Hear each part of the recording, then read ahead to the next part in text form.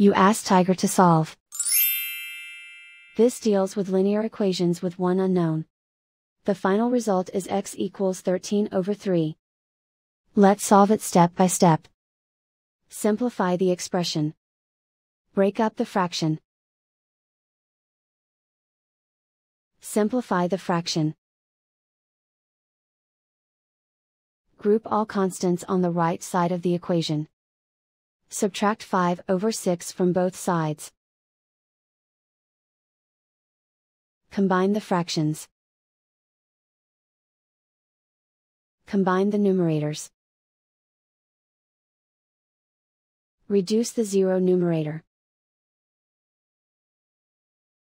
Simplify the arithmetic. Convert the integer into a fraction. Combine the fractions. Combine the numerators.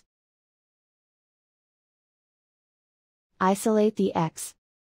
Multiply both sides by inverse fraction 2/1.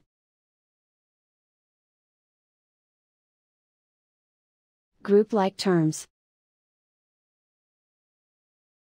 Multiply the coefficients. Simplify the fraction. Multiply the fractions. Simplify the arithmetic.